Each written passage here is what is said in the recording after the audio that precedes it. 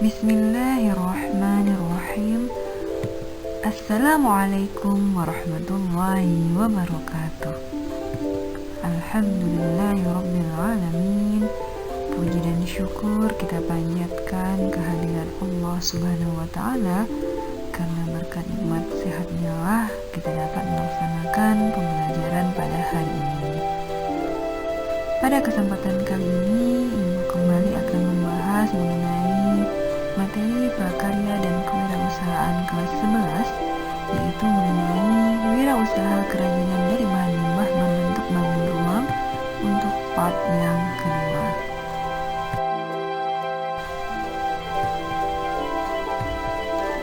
Sistem produksi usaha kerajinan dari bahan limbah berbentuk bangun ruang.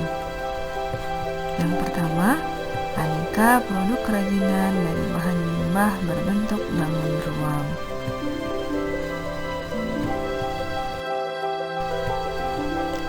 Produk kerajinan dari bahan limbah bangun ruang yang pertama, kerajinan dari limbah bunga kering, contohnya bunga hias, hiasan buku, hiasan dinding, dan lain-lain. Ini ada beberapa contoh gambar dari kerajinan limbah bunga kering. Ada gantungan kunci, bunga hias, hiasan dinding, hiasan buku, pembatas buku, kotak tempat hantaran, dan macam-macam. Kemudian yang kedua, kerajinan dari limbah tempurung kelapa atau batok kelapa, contohnya asbak, celengan, batang kunci, cangkir, dan lain-lain. Ini beberapa contoh gambarnya, ada asbak, ada celengan, gantungan kunci, cangkir, dan cereknya. Kemudian ada tempat bumbu, hiasan-hiasan pajangan meja. Kemudian yang ketiga, kerajinan dari limbah kayu, contohnya hiasan dinding, lampu tidur, gantungan kunci, alat makan, cermin, jam dinding, meja, kursi, tas, dan lain-lain. Ini ada jam dinding, jam tangan juga bisa. Kemudian alat makan, sendok, garpu, mangkuk, dan lain-lain. Kemudian ada tas, ada meja dan kursi, hiasan dinding, kaca cermin, lampu tidur, hiasan dinding berbentuk hewan, kemudian pajangan meja, tempat pensil, dan sebagainya.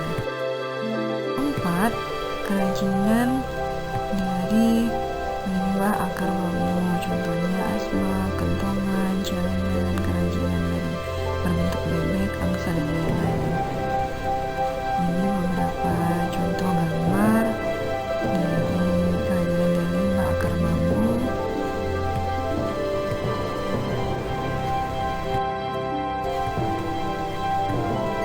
Kedua, manfaat kerajinan dari bahan limbah berbentuk bangun ruang.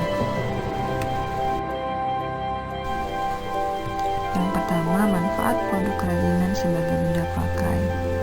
Produk kerajinan yang diciptakan mengutamakan fungsinya, adapun unsur keindahan hanyalah sebagai pendukung.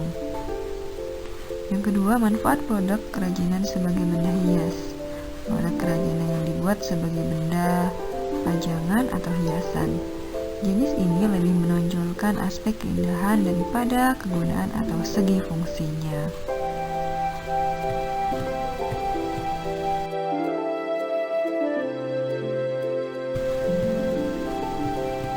Tiga, potensi kerajinan dari bahan limbah berbentuk bangun ruang.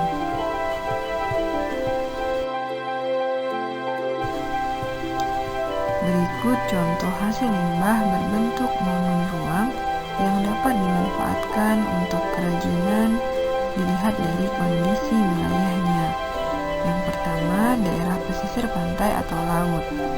Limbah berbentuk bangun ruang yang banyak tersedia adalah cangkang kerang laut, tulang ikan, tempurung kelapa, kelapa, sabut kelapa, dan lain-lain. 2. Daerah pegunungan. Limbah berbentuk bangun ruang yang banyak dihasilkan di daerah pegunungan ini adalah biji-bijian kering, buah-buahan kering, kulit durian, dan lain-lain. Yang ketiga, daerah pertanian. Limbah berbentuk bangun ruang yang didapat di daerah pertanian adalah biji-bijian kering, bunga kering, kulit pohon kering, dan lain-lain. Yang keempat, daerah perkotaan.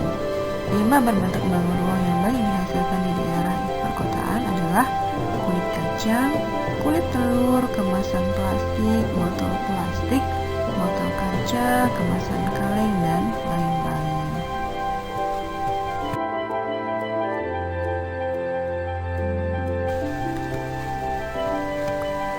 4. Perencanaan produksi kerajinan dari bahan limbah berbentuk bangun ruang.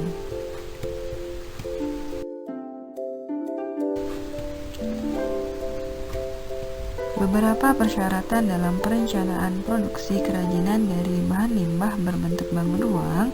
Yang pertama, menentukan bahan atau material produksi kerajinan.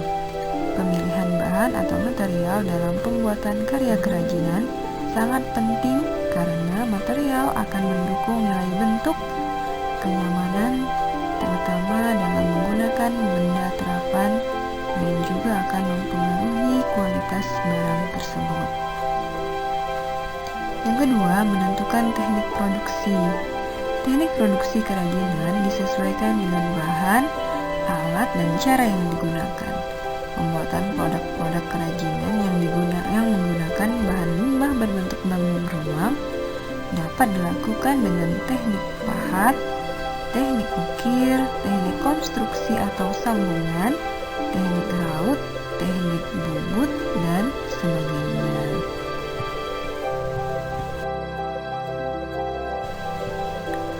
Proses penciptaan karya kerajinan harus memperhatikan hal-hal sebagai berikut. Yang pertama, menentukan bahan dan fungsi kerajinan. Yang kedua, menggali ide dari berbagai sumber.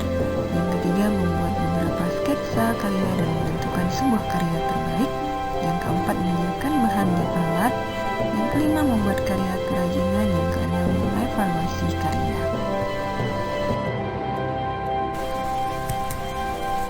Semoga video kali ini bermanfaat. Jika masih ada yang ingin ditanyakan atau masih ada yang belum dipahami, silakan masukkan di dalam kolom komentar. Terima kasih telah menyaksikan video ini. Saya cukupkan sampai di sini. Wassalamualaikum warahmatullahi wabarakatuh.